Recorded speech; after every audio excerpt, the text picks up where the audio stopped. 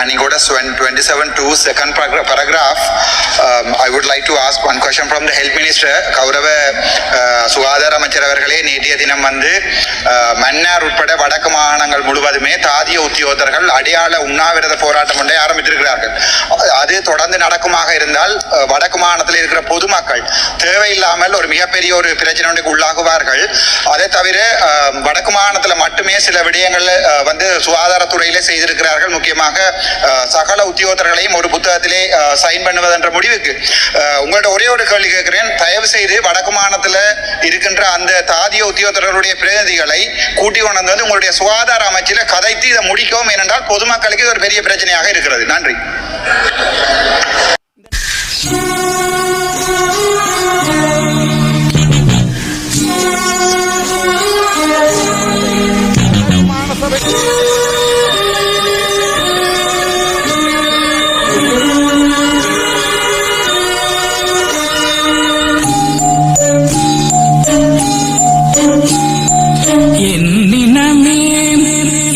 சனமே என்னை உனக்கு தெரிகிறதா, எனது குரல் புரிகிறதா, என்னினமே என் சனமே என்னை உனக்கு தெரிகிறதா, எனது குரல் புரிகிறதா, என்னினமே என் சனமே.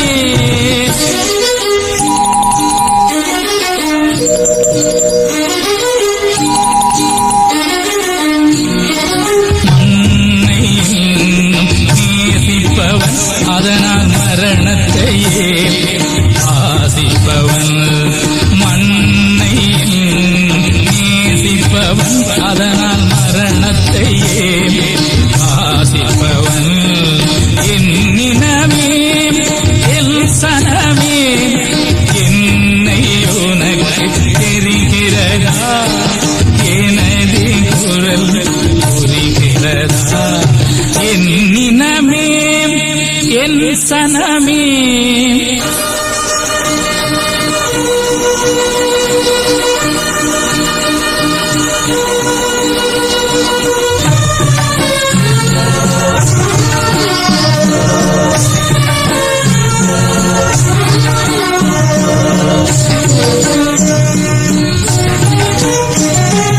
அன்னை தந்தை எனக்கு முண்டு அன்பு செய்ய புறவும் என்னை நம்பி உயிர்கள் உண்டு ஏக்கம் நெஞ்சில் நிறையவும், மண்ணை நேசிப்பவன் அதற்காய் மரணத்தையே ஆசிப்பவன், என்னினமே என் சனமே என்னை உனக்கு தெரிகிறதா, எனது குரல் புரிகிறதா, என்னினமே என் சனமே.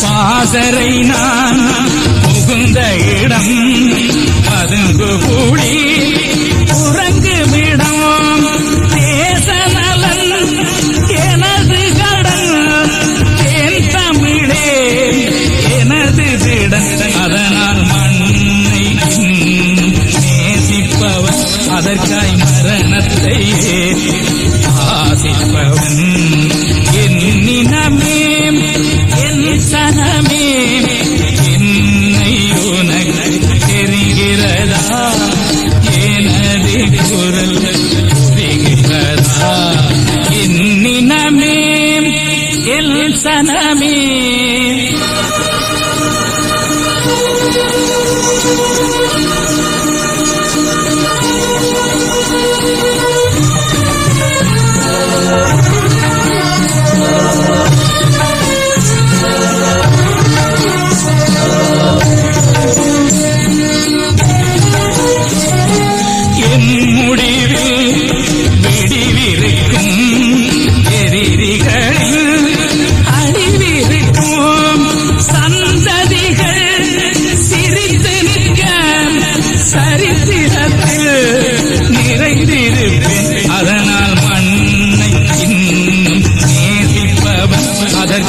மரணத்தையே பாதிப்பவன் என் நினமே என் சனமே என்னை உனக்கு தெரிகிறதா எனது குரல் ஒலிக்கிறதா என் நினமே என் சனமே.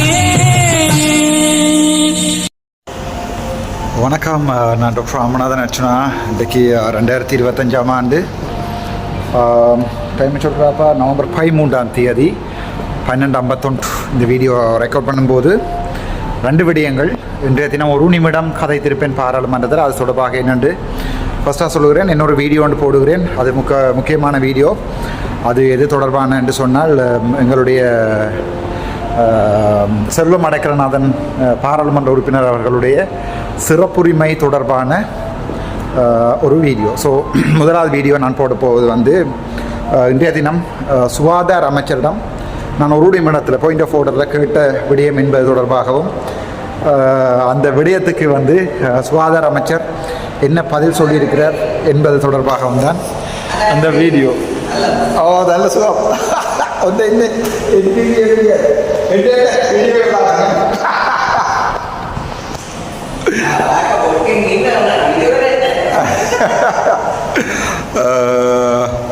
சரி, என்னென்றால் இன்றைக்கு காலமாக சுகாதார அமைச்சர் வந்து வடக்கு மாநிலத்தில் உங்களுக்கு தெரியும் நேற்றைய தினம் தாதியர்கள் பணிப்புறக்கணிப்பு செய்து, அதாவது வந்து அடையாள பணிப்புறக்கணிப்பு வடக்கு மாநிலத்தில் செய்திருக்கிறார்கள்.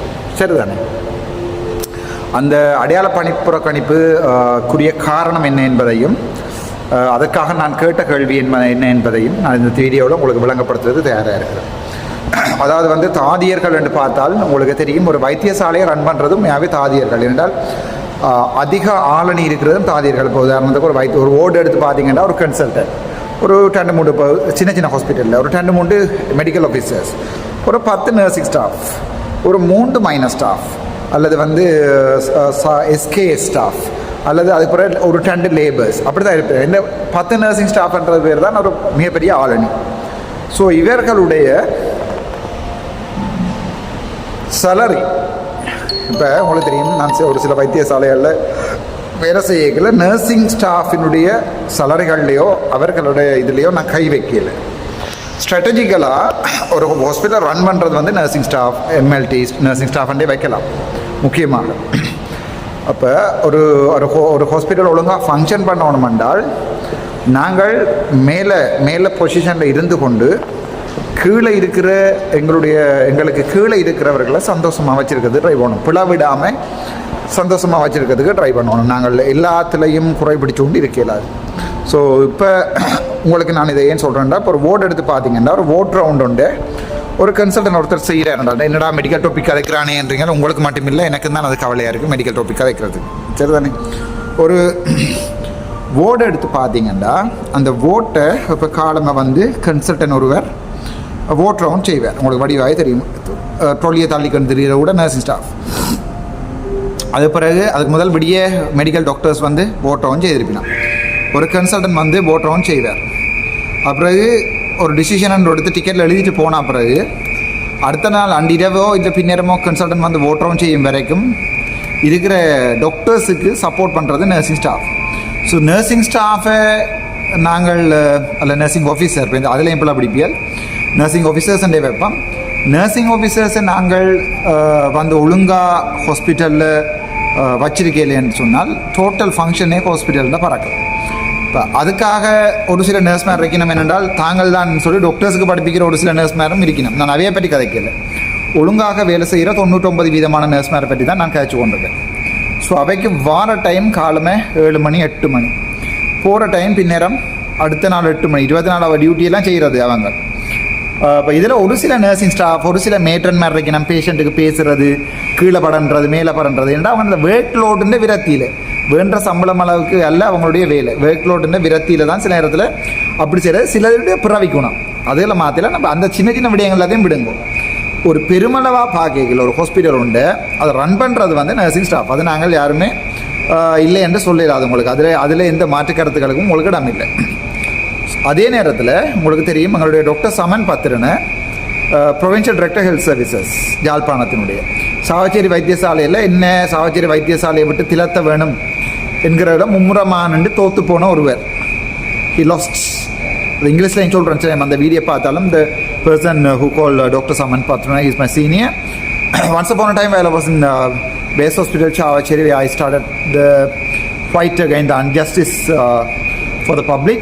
He's the one who tried his maximum to expel me from the system, and the reason for me to start up that issue, right? So அதாவது வந்து இந்த அந்த வீடியோ அவர் பார்த்து அவரும் கேட்க he's the person who tried maximum to push me out of the system and out of Savacheri base hospital, Dr. Saman Patrana. So இப்போ இதில் என்ன பிரச்சனைண்டா, டாக்டர் சமன் பாத்திரனை வந்து இப்போ ஒரு ஓர்டர் ஒன்றை கொண்டு வந்திருக்கிறார். சின்ன சின்ன ஹாஸ்பிட்டல், அதாவது வந்து இப்போ ஜெஃப்னா டீச்சிங் ஹாஸ்பிட்டலில் இல்லை, மாகாண சபைக்குள்ளே வர ஹாஸ்பிட்டல்களில் இந்த நர்சிங் ஸ்டாஃப் மைனர் ஸ்டாஃப் ஓட்டி எழுதுகிற கள்ளங்களை பிடிக்க வலிக்கிட்டு இருக்கேன். The way that I did, people are trying.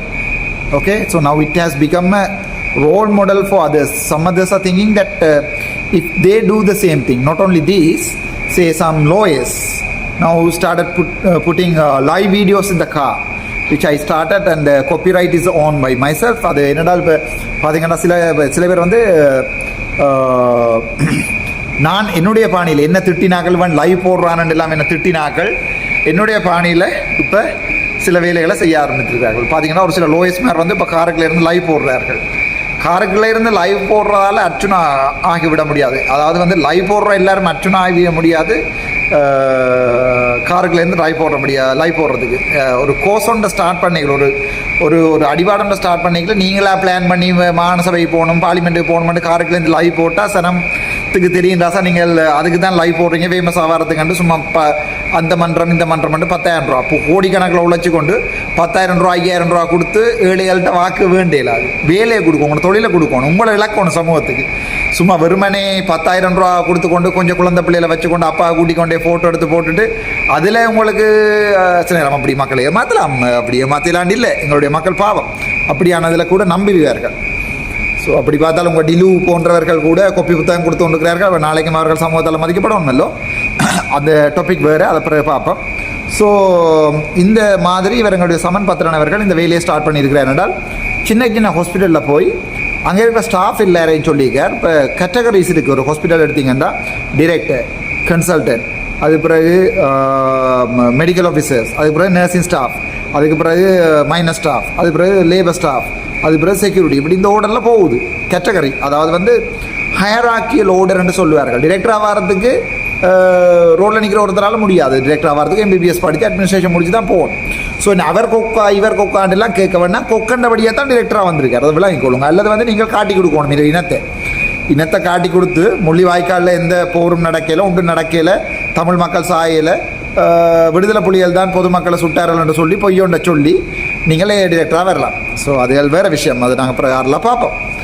அப்படி ஒரு சில நீதிபதிகள் வந்து சில புதகுழிகளை மூடியும் பெரிய நீதிபதிகளாக வந்திருக்கார்கள். ஜிஎல் பீரிஸினுடைய ஒரு அடியவர் தான்.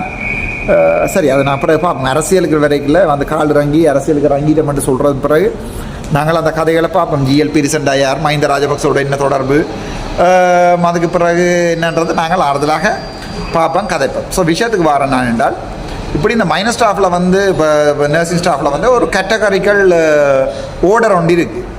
உதாரணத்துக்கு ஒரு வைத்தியர் விரும்ப மாட்டார் இன்னொரு நர்சிங் ஸ்டாஃபோட உண்டா லைனில் நிற்கிறதுக்கு. ஒரு நர்சிங் ஸ்டாஃப் விரும்ப மாட்டா இன்னொரு மைனர் ஸ்டாஃபோட லைனில் நிற்கிறதுக்கு. ஒரு மேட்ரன் ஒரு மைனர் ஸ்டாஃபோட லைனில் நிற்கிறதுக்கு விரும்ப மாட்டேன். ஒரு மைனர் ஸ்டாஃப் விரும்ப மாட்டோம் வேற ஒரு ஆளோட லேபரோட லைனில் நிற்கிறதுக்கு. அப்படியே ஒரு நான் இது அதுன்றது வேற வெற்ற பொசிஷனுக்குரிய ஒரு ப்ரெஸ்டீஜ் இஷ்யூ. ப்ரெஸ்டீஜ் என்று சொன்னால் பெருமையோ என்ன தெரியும். ப்ரெஸ்டீஜ் இஷ்யூ உண்டு. தமிழ் வந்து ஒரு தனிப்பட்ட இஷ்யூ ஒன்று வச்சுக்கொள்வோமே, தனிப்பட்ட தகமை இஷ்யூ.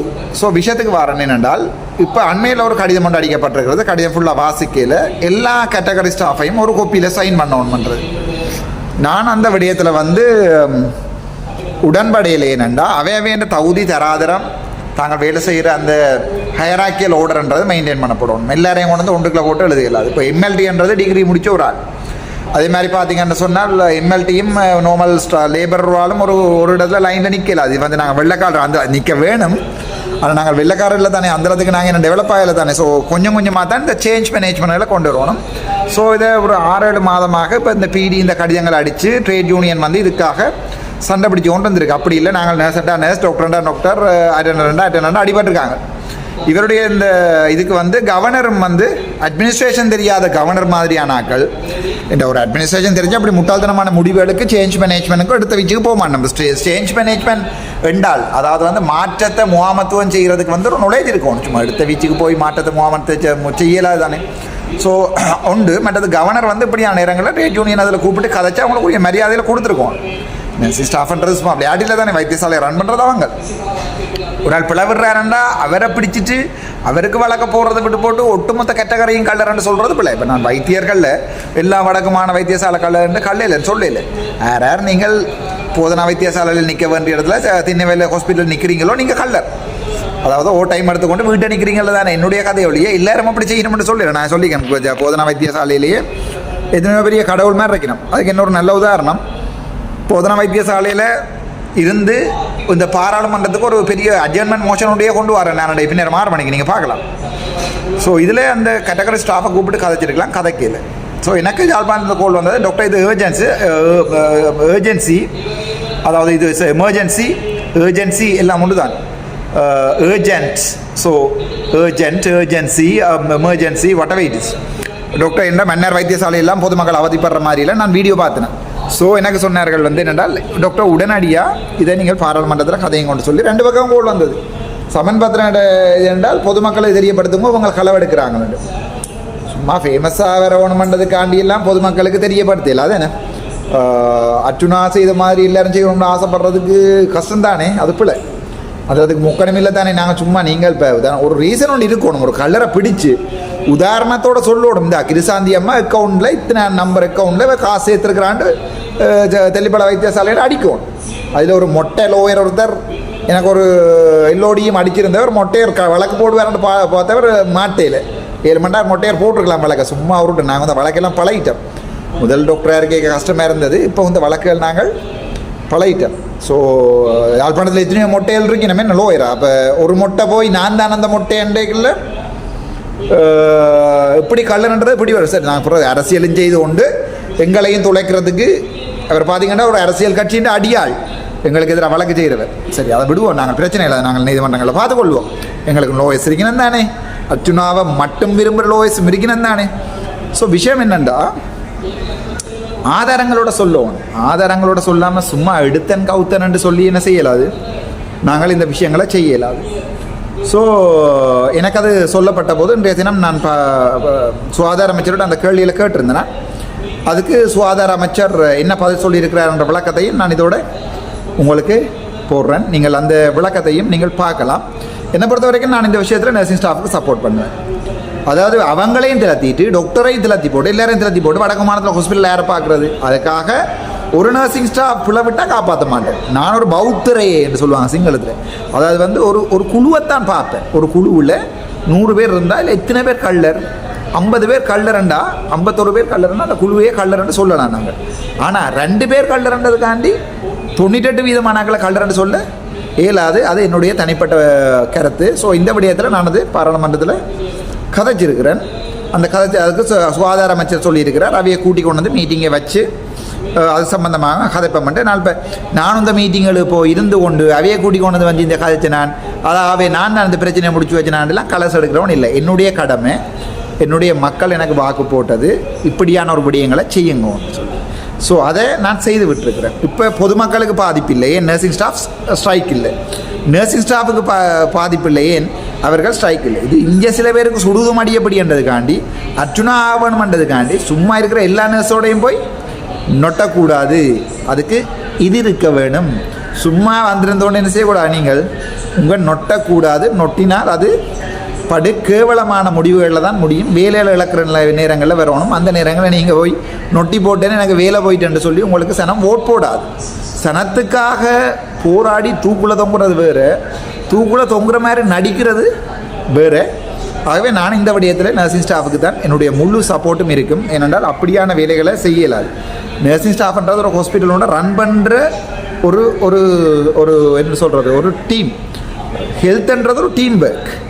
இங்கே இருந்து கொண்டு ஒரு கள்ளனை பிடிச்சா பரவாயில்ல, ஒட்டுமொத்த ஆக்களையும் கள்ளன் என்று சொல்கிறத நான் ஏற்றுக்கொள்ள மாட்டேன். நாவே நர்சிங் ஸ்டாஃபுக்கு என்னுடைய சப்போர்ட் 100% இருக்கும்.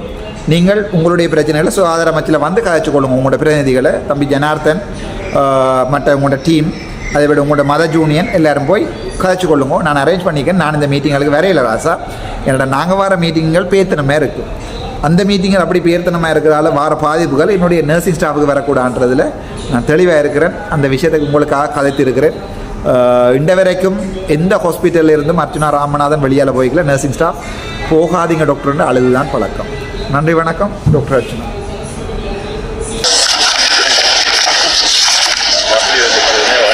පාර්ලිමේන්තු ස්ථාවර නියෝග 27 යටතේ ප්‍රශ්න කරු අර්ථන මන්තුමා.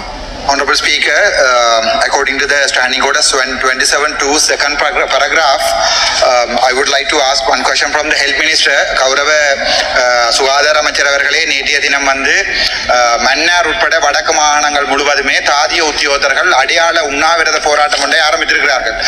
அது தொடர்ந்து நடக்குமாக இருந்தால் வடக்கு மாகாணத்தில் இருக்கிற பொதுமக்கள் தேவையில்லாமல் ஒரு மிகப்பெரிய ஒரு பிரச்சனைக்கு உள்ளாகுவார்கள். அதை தவிர வடக்கு மாகாணத்தில் மட்டுமே சில விடயங்கள் வந்து சுகாதாரத்துறையிலே செய்திருக்கிறார்கள். முக்கியமாக சகல உத்தியோகத்தர்களையும் ஒரு புத்தகத்திலே சைன் பண்ணுவதென்ற முடிவுக்கு உங்கள்ட்ட ஒரே ஒரு கேள்வி கேட்கிறேன். தயவு செய்து வடக்கு மாநிலத்தில் இருக்கின்ற அந்த தாதிய உத்தியோகத்தர்களுடைய பிரதிநிதிகளை கூட்டி கொண்டு வந்து உங்களுடைய சுகாதார அமைச்சில் கதைத்து இதை முடிக்கவும். ஏனென்றால் பொதுமக்களுக்கு இது ஒரு பெரிய பிரச்சனையாக இருக்கிறது. நன்றி. උතුරු පළාතේ ඊයේ තිබුණු සංකේත වර්ජනය පිළිබඳව පක්ෂ මන්ත්‍රීවරු ගණනාවක් මාත් එක්ක කතා බහ කළා. අද ඒ වර්ජනය ක්‍රියාත්මක වෙන්නේ නැහැ. ඊයේ පමණයි ක්‍රියාත්මක වුණේ. මේ විශේෂයෙන්ම මේ හෙදනධාරීන්ගේ ඇටෙන්ඩන්ස් රෙජිස්ට්‍රි එක සම්බන්ධයෙන් ඒ ගැන පළාත් ලේකම්වරයා අඬුකාරවරයා ඇතුළු ඒ පළාත් සභාවේ ප්‍රධානීන් සහ අපේ පළාත් සෞඛ්‍ය අධ්‍යක්ෂකමත් එක්ක සාකච්ඡාවක් තිබුණා. ඒ නිසා ඒ සාකච්ඡාවේ ප්‍රතිඵල අනුව මේ එකතාවයට පත් වෙන්න පුළුවන්. කොහොම වුණත් මම කියන්න කැමතියි ඒ රෝහල් සේවකයන්ගේ පැමිණීම සම්බන්ධයෙන් ලොකු විගණන පරීක්ෂණයක් පැවැත්විලා තිබුණා. ඒ විගණන වාර්තා කීපයක් පදනම් කරගෙන තමයි පළාත් සභාවේ තීරණයකට ඇවිල්ලා තිබුණේ. ඉතින් ඒක අද දිනේදී ක්‍රියාත්මක වෙන්නේ නැහැ. නමුත් ඒ උත්සවයේත් එක්ක සාකච්ඡාවක් ඊයේ රාත්‍රියේ සිදු කළා තිබුණා.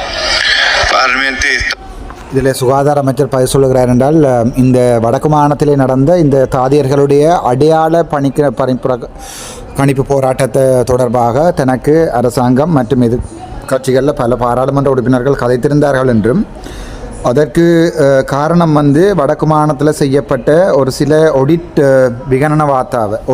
இன்குவரி காரணமாக அங்கே ஊழல் நடக்குது என்று சொல்லி, அதாவது வந்து ஊழியர்கள் வந்து பிழையான நேரங்களில் ஓவர் டைம் எழுதுகிறார்கள் என்று சொல்லியும் அதை சுட்டிக்காட்டித்தான் அந்த வடக்கு மாநிலத்திலே அந்த மாகாண சபைக்குரிய வைத்தியசாலைகளில் அந்த முடிவுக்கு வந்திருந்ததாகவும், ஆகவே அந்த முடிவுகள் தொடர்பாக தாங்கள் அவதானமாக இருப்பதாகவும் அந்த பிரதிநிதிகளோடு தாங்கள் கலந்து கொண்டு ஒரு மீட்டிங் ஒன்றை அரேஞ்ச் பண்ணி அந்த பிரச்சனையை முடிப்பதற்கும் சம்மதம் தெரிவித்திருக்கிறார். நன்றி.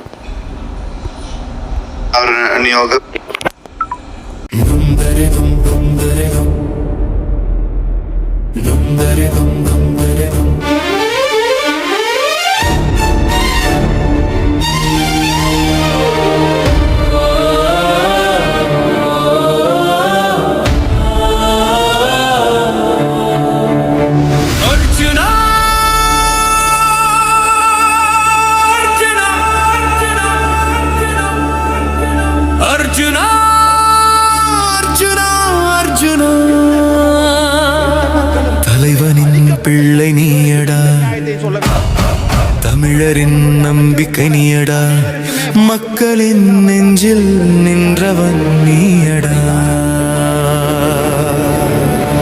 அர்ஜுனா அர்ஜுனா அர்ஜுனா, தலைவனின் பிள்ளை நீயடா. உன் குரலில் இரத்தம் கொதிக்குது, நீதியை நிமிருது. மக்கள் துன்பம் சொன்னா நீயே தீர்வடா, நிமிர்ந்து நிற்கும் தமிழன் உன் ரத்தத்தில் தீயடா. மக்களுக்காக வைத்தியம் செய்தவன், பல பைத்தியங்களுக்கு வைத்தியம் செய்ய அரசியல் வந்த அந்த நிமிடம் தொடங்கி பாராளுமன்றத்தில் புலி கத்தி எழுந்தது.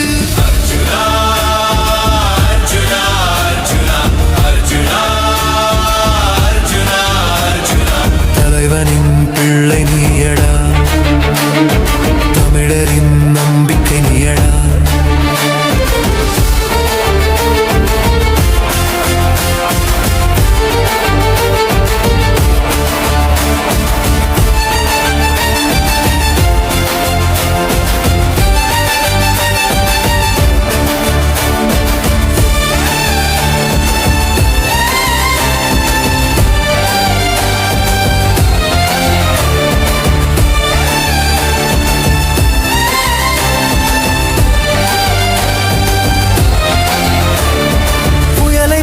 பேசும் தீயை போல ஏறும் மக்களின் சத்தம் நீயடா.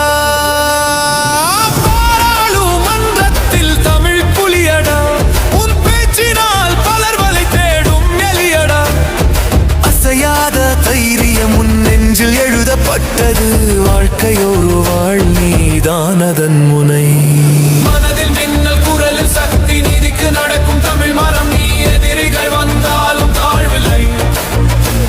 உன் பெயர் சொல்லும் போது மார்பு நிவருது. மரணத்திற்காக பயந்தவர் மத்தியில் உன் பேச்சால் மக்கள் நம்பிக்கை கண்டான். உன்மேல் வந்த பழியடா, அது வந்து பறந்தது தூசடா. சத்தியம் சொன்னால் உலகம் தள்ளும், ஆனா நீ சொல்லும் வரை நீதியே நிலைக்கும். நீதான் ஒளி, நீதான் வழி, தமிழனின் இதயத்தில் தீ மூட்டும் கழுகு நீ. அர்ஜுனா அர்ஜுனா அர்ஜுனா அர்ஜுனா அர்ஜுனா அர்ஜுனா, தலைவனின் பிள்ளை நீ.